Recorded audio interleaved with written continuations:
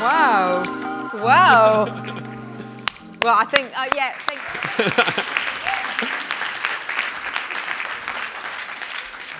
Good morning. Welcome to my virtual presentation. It's a shame we couldn't get together in person today. I'm going to share my screen, and we'll get started. No, I'm kidding. Obviously, we are all here in person. And, I mean, doesn't it feel amazing?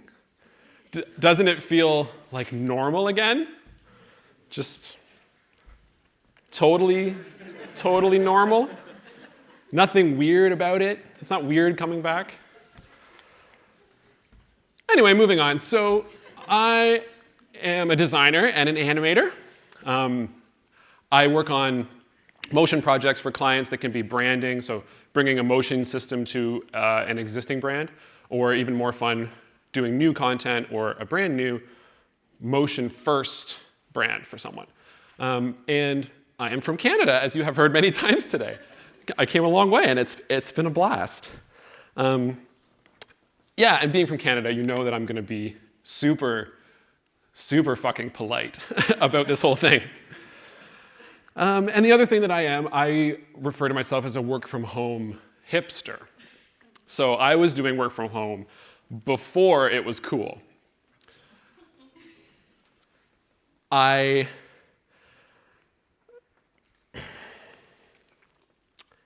It's like, when I say cool, it's more like, mandated by public health policy, by penalty of fines or jail time.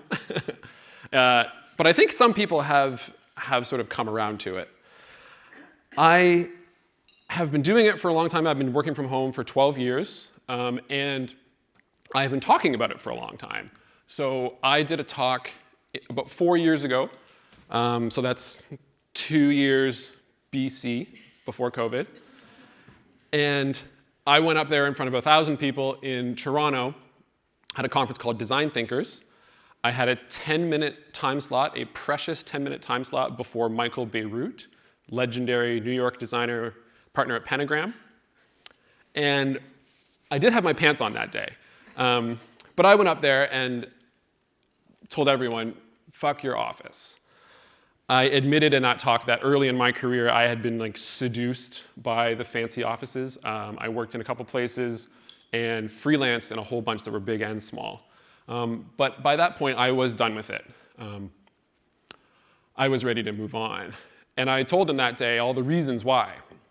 So one was, fuck your commute. It's wasteful, it's time, money, and energy. In Toronto, the average commute was 90 minutes. So that's a massive amount of time that you're losing every single day. Fuck full time. Fuck the 9 to 5. The absurdity of literally filling up the hourglass. People respond to incentives, and if you give them the right incentives, they will do more in less time. Fuck your work friends. I said we should prioritize, though you're all here with your work friends. I said we should prioritize the relationships that mean more in our lives and that will help our mental health more.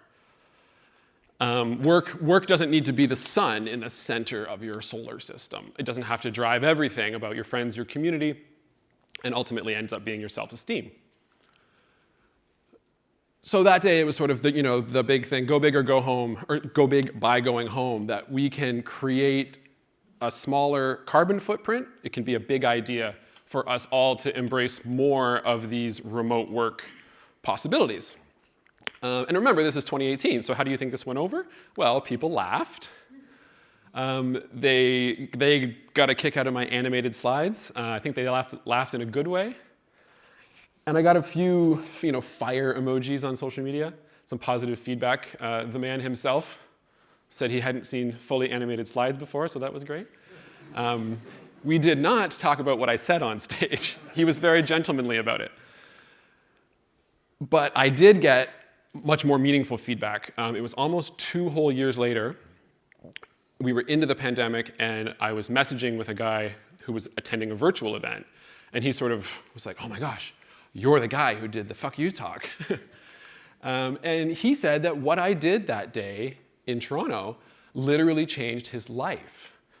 And I have never heard that before. I've been making videos for online purposes for 15 years, if you count working before. Nobody has ever sent me a message saying that I changed their life. So that was a big moment for me. And he explained, he was clinically burnt out by an employer who would never accommodate their needs. He called it fucking soul-crushing fuckery at his office. I think he worked for like a pretty big institution. And he said when he heard my talk that day, it felt like the universe was justifying this epiphany that he was having, that he needed to make a change in his life. And nothing changed until everything changed, right? The pandemic hit, and we all, to put it lightly, we all got a little break from the office. And we are so, I should stop here and I should say, we are all so ridiculously privileged to even have this option. It's only 30 to 40% of the workforce, depending on who you talk to and depending on what country you're in, that is able to work from home. And we are able to do what we love.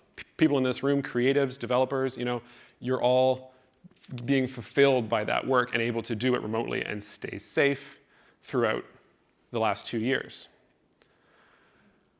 And a lot of people who had seen my talk then, by mid-2020, were saying to me like, wow, isn't it crazy? Obviously, pandemic, but they were saying, like, isn't that interesting that you got what you wanted? Like, Julian, like, it's happening, right? Everyone's working from home. Isn't that great? And I was sort of like, that's adorable that you think that what you're doing right now is the way that work from home is supposed to be, or that it is remote work. It's horrible and it's a crappy version and it's not the case.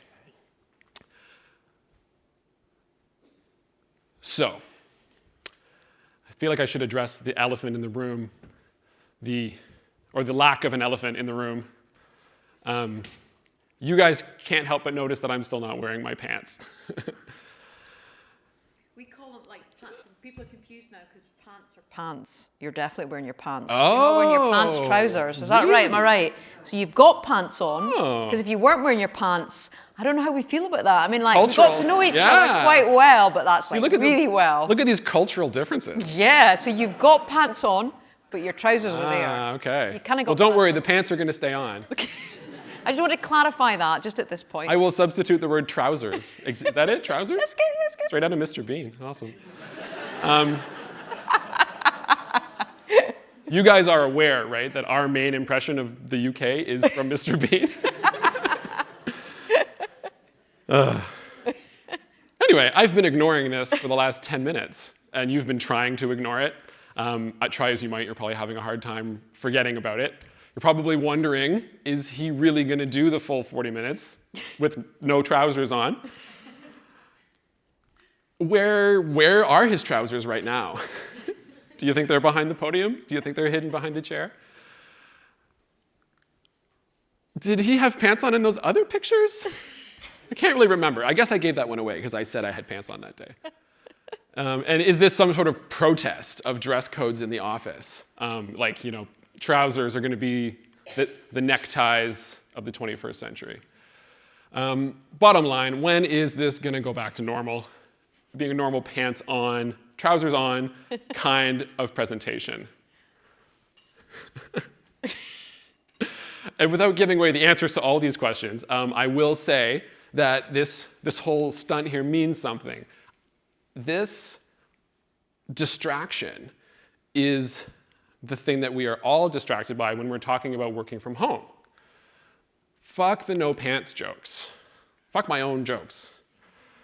We are all obsessed with this trivial personal luxury angle of working from home. You can wear your sweatpants. You can wear no pants, trousers. You can work on a bench. You can go to the park. Maybe you can even go to the beach. I think that when we focus on these trivialities so much, that we're glorifying the sort of silly parts And we're also limiting the conversation about what work from home and remote work can become and how much influence it can have in our lives. Articles and advertisements are some of the biggest offenders.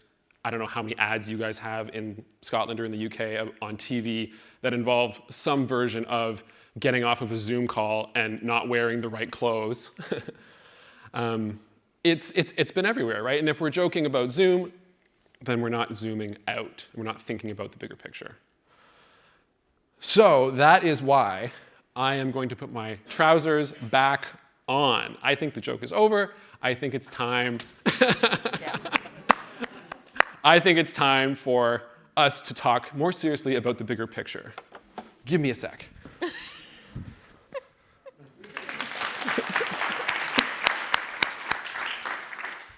Okay, after all that, you better have something profound to say about working from home, right? So, where does this leave us? Fuck my office, fuck my trousers. If we're being fair about what the last 2 years have been like, the people in this room are probably thinking more like, fuck working from home. You did a little hand count earlier, and there were a fair number of people in this room who were not impressed anymore with working from home. Fuck my house, fuck my apartment. Sorry, flat. Flat. Nice. I'm done with this. This life is not for me. Work from home was never meant to be taken 100% literally, that you were just going to do it from home and not leave your house. And you probably have like a temporary workspace or a setup that you did in March of 2020 that's not holding up anymore. At the same time, fuck homing from work. There's been some other talk today about the mental health issues, and if you're always in the same space, you never really get that wonderful feeling of getting home from work. All the normal barriers between those two parts of your life have been destroyed, and your free time has become kind of available depending on your sort of situation at home. And burnout has been, prolific. For people who love their job, for people who are creatives, it's really the perfect trap. Because you want to work, you want to be successful, it fulfills you. In Canada, they've actually introduced legislation that's called the right to unplug. And it's to help control what employers can and can't do after hours, and setting limits and barriers, ones that weren't around before. And it's not just what you're doing, it's who you're with. Now, let me just say, I love my children. I have a 5-year-old and a 6-year-old. Fuck my lovely little children. I was never meant to be home 24/7, trying to take care of them, trying to do my work full time. They say it takes a village, and that village was completely yanked out from under all of us. Back at home in Canada, in Ontario, our province had some of the longest closures of schools. We lost almost 51 weeks to school closures. That is almost exactly half of the time that it's been for COVID. I looked it up. So Scotland had 27 weeks, not great either. Globally, everything's in perspective. More than 80 weeks was what some countries lost. I can't say that it was all bad. My kids were young enough that they were perfectly happy to be home with us. I had my daughter excelled a little bit at the sort of online version of school. I think that she interacted more, her teacher told us. They were a positive influence at certain points, at certain times. They would bring my wife and I up. But it was not meant to be 24/7. There were a lot of struggles. There was a lot of hard times trying to sort it all out, trying to juggle all of it. I literally wrote a good portion of this talk sitting at the dinner table, because we couldn't leave my daughter who was in kindergarten virtually. We couldn't really leave her like completely by herself. So she's doing kindergarten on the thing, and I'm over here with my F words trying to figure out which way the word fuck's gonna spin or flip over. And then beyond that, it's not just burnout. It is like literal, real, actual grief that we have all been processing. I did this little sketch.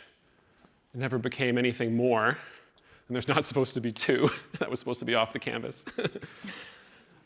But I did this on Remembrance Day in 2020. And Canada had been experiencing the same pace of deaths from COVID that it could be compared directly to World War II. Obviously, we hadn't got enough time for the total to be compared, but we were on pace. And so now that number has gone up. We're over 37,000 people dead in Canada from COVID, and that's about 1 per 1,000, 100 per 100,000. And I found out in my research that the rate in the UK is even higher, almost double per population. You know, as creative people, hopefully someday we will be part of helping like memorialize this and process it. But in the meantime, it has been incredibly hard to process. It's still weirdly abstract. The humanity of it is weirdly abstract, even though we see numbers all the time. The numbers on the news and stuff have been there every day, and it doesn't really do it justice, right? So I personally had this moment early in the pandemic. My sister was abroad and she wanted to come back. And I was pouring my coffee that morning looking at the news and I just started crying. And that had never happened to me. And it's not sympathy that I come here for, that I'm talking to you about this to, say that my experience is more important than anyone else's, but this has weighed so heavily on everybody. And I want to illustrate that and let you not forget that. And defend that it is not working from home that did that to me. It was grief that did that. It was everything about the pandemic that did that. And me shedding a couple tears over my morning coffee, not exactly life-shattering or earth-shattering, right? And that goes back to the privilege I talked about earlier. We didn't even lose anybody in my family. We were quite lucky. But it's about the bigger picture and the collective grief, which is, I think, the technical term for that weight on everybody. So when I read about studies that are comparing happiness levels, and they're like, literally 44% of employees working remotely say their mental health has declined. Give me a break. It's 2020. Of course my mental health declined. That's like saying that doctors and nurses worked too many hours and ignoring the cause and effect. You're conflating the cause and effect. So yeah, I've done working from home for a long time, and trust me when I say that this is not it. This is not what it's like. It's a relatively unique position that I've been doing it for so long before and then throughout. My actual day-to-day working life, when I was able to get to my desk and work, was pretty similar. I used to do a lot of online meetings. I would do most of my own technical work on my own, and the collaboration that I would do with my clients was the biggest thing that changed, because that could no longer be in person. So bottom line, we can't judge work from home and remote work based solely on this time that we have had. The sample has literally been contaminated by a virus. I was joking, if you were forced to jump out of an airplane, you wouldn't say that you'd tried skydiving, and it wasn't for you, You could compare it to doing a day tour of Alcatraz prison, because I think we all thought it was going to be temporary at the start. So you're on a day tour of Alcatraz, and then they lock you in the cell. Yes, that is the plot of a 90s action masterpiece known as The Rock. starring the great Scotsman Sean Connery. So thank you for that. So if working from home, it's like in that phrase, I feel like the from is where all the power is. It's not the working that's good or the home that's good. From is like short for freedom. That's what it's supposed to represent. Freedom to organize your day the way you want to, freedom to do the work that you think is important and have some autonomy, right? Have some respect. And have some balance, work-life balance, right? That's what everyone's all about. And that freedom is exactly what we had to sacrifice in the name of saving lives throughout the pandemic. Rightfully so. Totally on board, it's fine. So yeah, freedom sounds all well and good, and then you're like, oh, but I miss it. I miss the office. And you know, that's good. Think a little bit about what you really miss, and you know, specifically about it. Do you miss seeing people?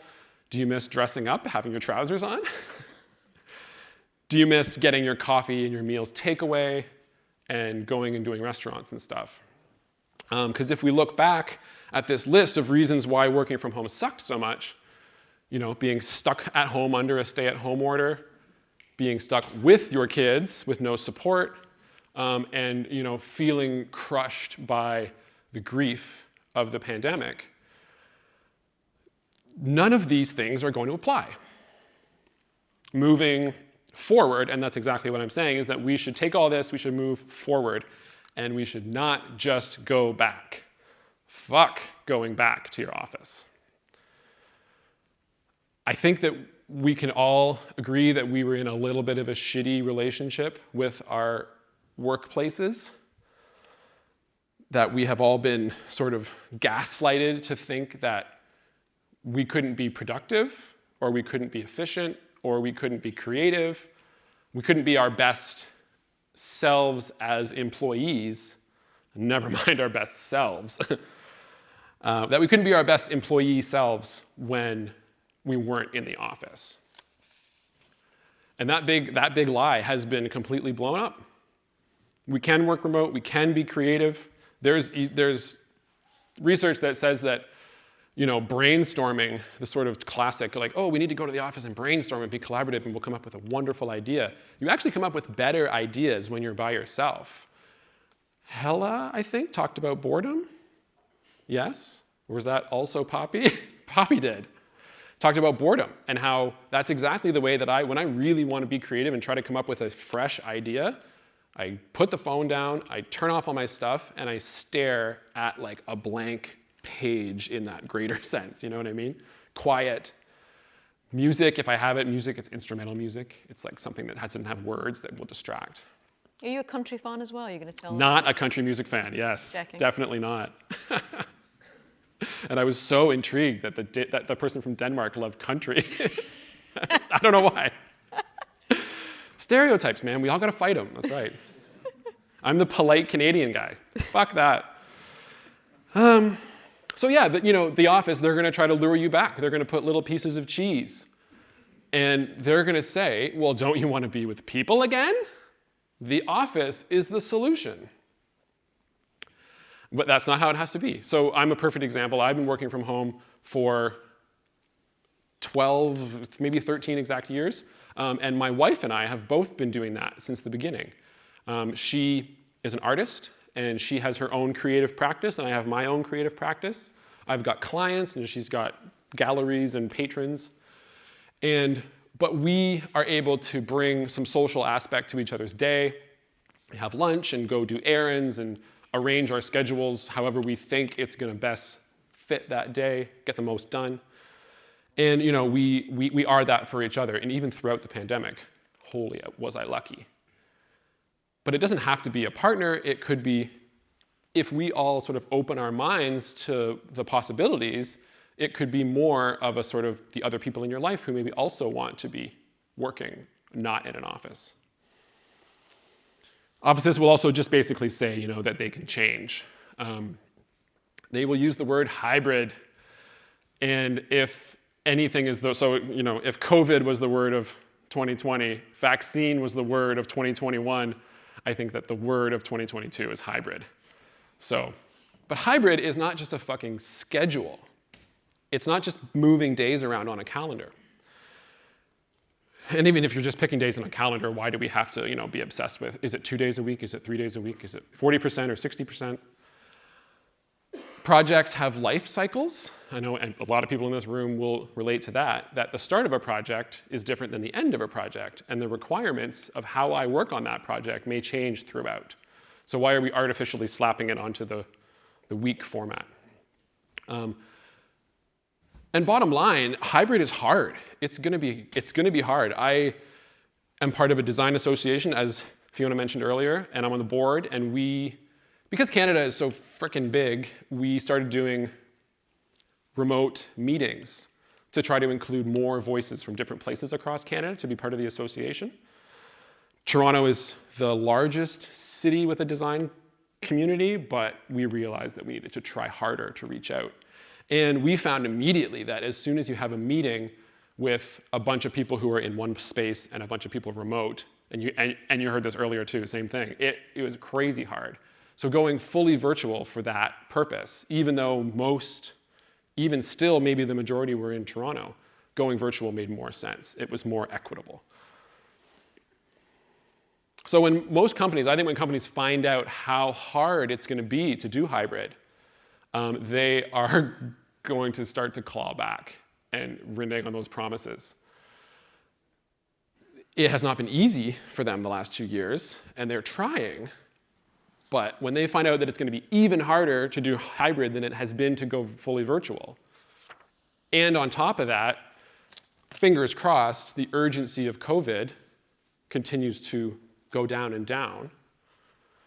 With that urgency gone, they are going to start clawing it back and changing and wanting you back. But yeah, fuck just filling your time.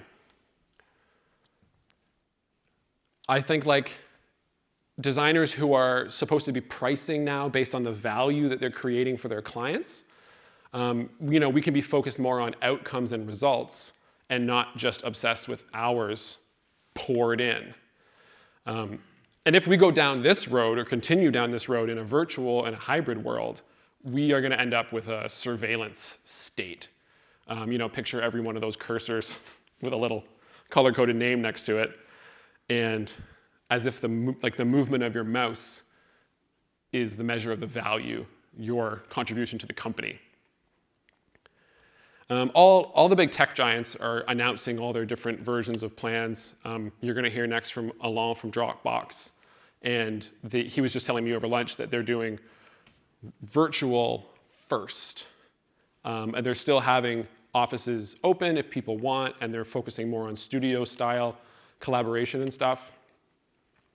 And I know that some of them, Kickstarter is one that's gone officially 4-day week. And I know that in the UK, actually, there's a big trial, and a whole bunch of companies are taking part in a 4-day work week experiment, I guess you could call it. And this is incremental, and it's a start. Another example is the company Salesforce. So their executive was quoted saying that their new flexi hours, I think is how they refer to it. Everyone's got to have their own name for it, right? He said that Thursday is the new Monday, sort of based on the use of the office and the way it was working out. And I thought this was, I don't know, I laughed out loud when I heard this. I can't quite put my finger on why I hate it so much. I think because it's exactly what I was saying about just swapping days. That's not going to solve anything. If you're saying Thursday is the new Monday, you're already saying that you consider Wednesday to be a Sunday,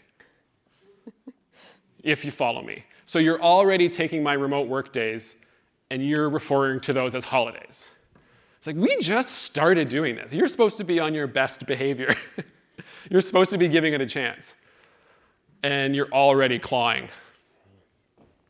So yeah, Thursday is not the new fucking Monday. Put my name under that one.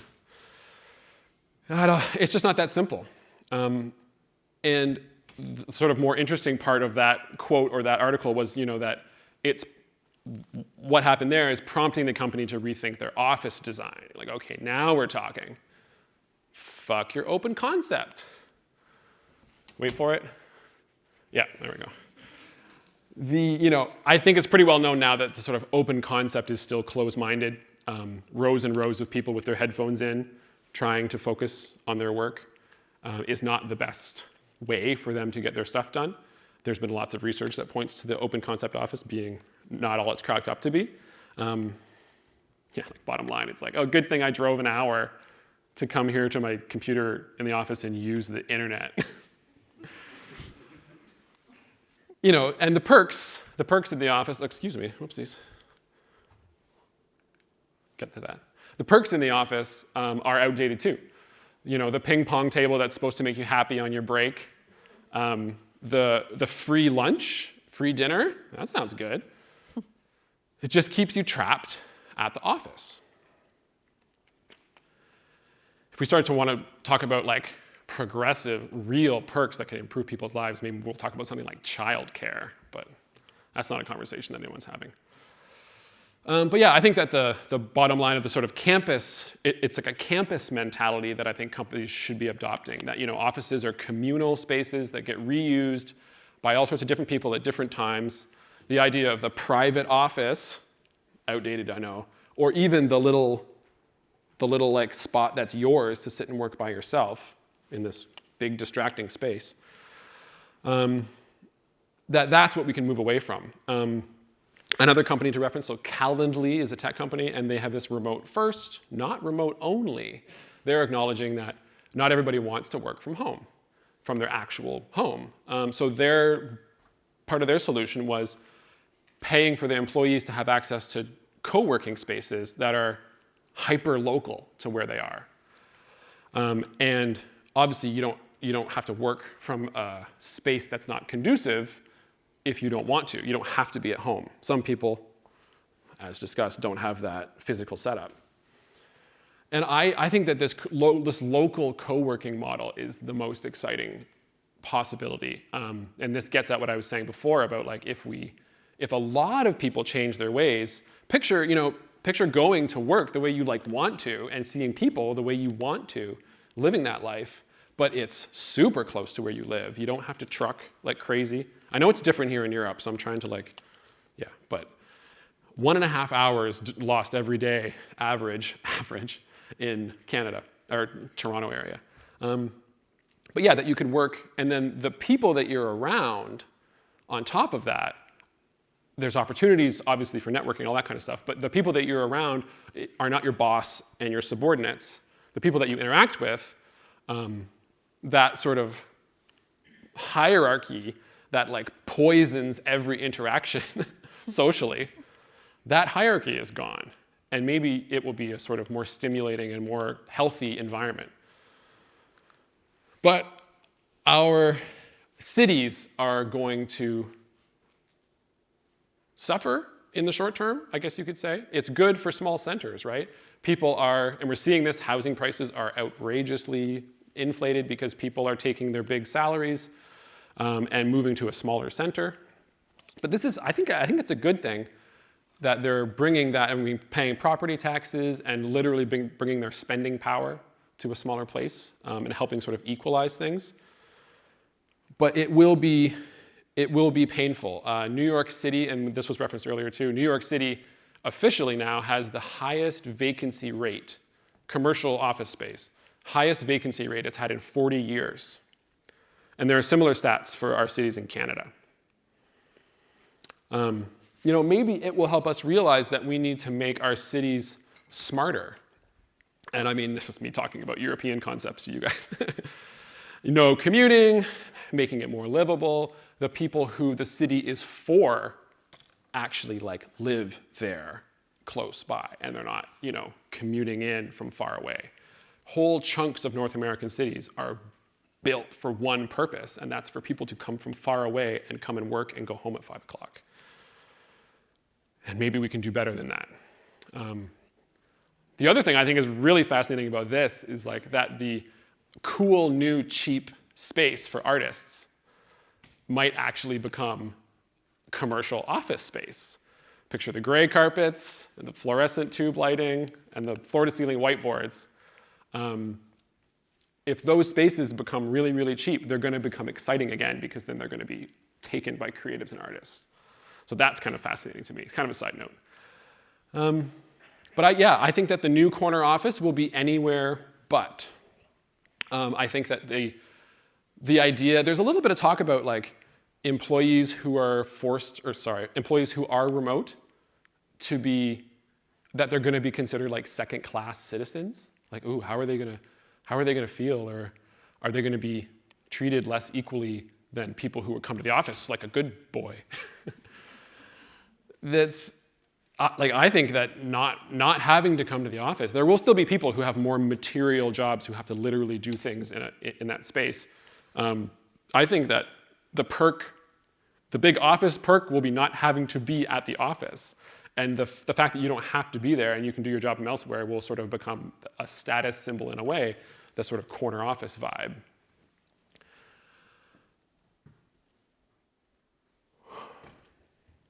So we can work better.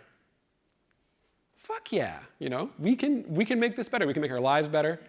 Practice makes perfect, and we have had 2 years of dealing with this in a not an ideal way. But we're going to get better at it. So I was talking earlier with someone about how, a similar thing to what was said in the Q&A earlier, that it's like work has changed forever. It's not going to go back. And I don't know. Maybe I'm just a crazy skeptic. The power of the status quo is so strong, right? So if change is like a pendulum and we've been forced to go from one extreme to the other, the inertia is going to be pushing it back, right? The big companies, they all want to push it back. I think it's going to take effort on our part to stop it from going all the way back. Even if it's incremental, even if it's small changes, it's going to try, right? Don't forget, these companies only made these changes because they were completely and absolutely forced. People were literally dying. They had to change. People still are. Every curve, every decline has, each top of every COVID curve that everyone celebrates, the exact same number of people pass away on the lower half of that curve. So if our working from home, if changes we make can help even in the smallest way with saving more lives, because the principles still apply, and it's possible that COVID is going to continue to come and go in different waves. So maybe we could literally also be saving lives on top of everything I've talked about. I'm hoping for a time when it's this hackneyed phrase, you working hard or hardly working? That working remotely. You working remote or remotely working? That, it can become that ingrained in our day-to-day work lives, that this could be considered a normal thing.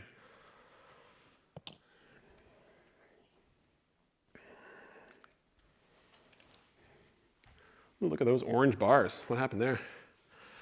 But yeah, imagine working from home, basically, and having your previous COVID life back also with it at the same time. That's what I'm talking about, moving forward and changing how we consider remote work and work from home. What would that actually look like? So, like role play little scenarios. Maybe you can have lunch with a friend, a real friend, not somebody from work, somebody who you wish you could see more because you work so much. You could maybe watch your kid play soccer, football, and still get back by 4:30 to finish something up and send it off and meet that deadline and keep things moving. Maybe you just go into the office in person a day or two a week. When you go, you don't have to go at rush hour. You can take the train. You can work on the train because there's elbow room, there's space. Maybe it allows you to be home to take care of a family member of any kind who might need a presence. They don't need you every single second, but that will fulfill you and fulfill them.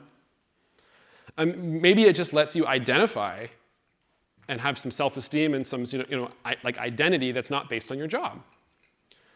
I introduced myself today and I talked all about work. I'm a father, I'm a musician, I'm a travel nut. I love films. I'm a huge basketball fan. You guys don't have that here, I know. You know, that stuff, that part of my life, I can include more of those things in my life. We can live better. So thank you guys very much. If you enjoyed this talk today, come say hi, come talk to me about it. If you did not enjoy this talk, come talk to me about it. I'm curious to know what you think and, you know, where you think it's going to go. And if you guys just, you know, liked my silly animations and my pretty pictures, come say hi, and maybe we can work on something together. So thank you guys very much. Thank you, Julian.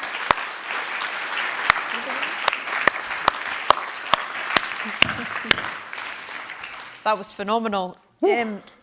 Take some balls to stand up. Oh, I did it. I did it. Yeah, you did it. That was fantastic, and themes running right through the couple of days that we've got. A couple of things I wanted to pick up on. The right to unplug. Is that the phrase you used? The legislation? Yeah, that's the official name of it. Tell us what that is. Oh gosh, I don't know enough details, but it's legislation, so the government is realizing that they need to step in and regulate this little nook of sort of labor law, essentially, that has come to rise. You know, things have progressed, and labor law has not kept up with this aspect of our work-life balance. Not that labor law, but like, you know, labor law comes in when you're pushed to a degree that is unacceptable to the law, right? And they're admitting and realizing that this needs to be updated for our modern lives. So this is people feeling that they need to answer emails at 3 o'clock in the morning from the boss, that type of thing. Totally. Right, that's really having pressure from your employer that is completely unreasonable, and yeah, that's right now it's a total wild west from industry to industry. And they're just realizing that they need to. It has been discussed at a UK level. Yeah. Just out of interest, who thinks that could be legislation in the UK? Is there anyone that would support that kind of legislation in the UK? It's interesting. I've done this as a discussion programs, actually. It's really, really mixed views on it, and it depends on the organisation you work on. Depends if they own a business or not. Yeah, definitely. Secondly, from that, the thing that occurs to me is, if you're working from home and you're having a good experience, the chances are you have the space, and you have some income, and also you're safe. And one of the things that's come through, and I've spoken to a lot of people about the working from home thing. It's something that everyone talks about if they're in employment, is there are people who don't have the space, they don't have the money, and they're not safe. That's right. How do you avoid creating a two-tier culture where people who are in those areas are the only ones that go into work? Because that's a difficult one, isn't it? And it's not just the people that have the money or the space that the ones that are that's hard, isn't it? Having a healthy home environment or having a dangerous home environment, you know, I think there's been a lot of research about what happened during the pandemic and how isolated and how horrible it's been for people who are, you know, with domestic violence and different versions of that, how hard it is. And I think that some of the solutions that I talked about go in that direction of acknowledging that, like, okay, it's not ideal for us to come into work every single day, 9 to 5. It's not ideal for people to be completely trapped at home. And Mark earlier used the sort of like, it's not a binary choice. Yeah. It's not a switch we flip on or off, as much as the government wishes it was a declaration of yes or no. It's this gradient scale, and we have this amazing chance right now to play with that scale and decide what we think is good. And ideally, they'll put more power with the employees to figure out what's best for them and how they think they will, be the best for the company. Bottom line, you know, we all want to be happy and healthy, but like, it's good for the companies too, because you're going to be the best version of yourself and you're going to perform the best. Yeah, and I think companies certainly, in my experience, have started to question what they've done before. Is that the right thing? Yeah. Is that persuaded any of our Danish friends that you'd how did I do? home now? How did that go? And have you changed your mind at all? You can speak privately. we can speak privately later. Okay. We're moving on, but you're here for the next couple of days. Yep, I'll be here. Fantastic. I'll be here more today and tomorrow, and I've been enjoying my time in Scotland. I got the most fantastic weather, and I'm very impressed. Yes, I know. So warm, so balmy weather. Well, thank you so much, Julian. Cool. We're going to be speaking to you over the next couple of days. It's Thank brilliant. you. Thank you for your time. Thank you.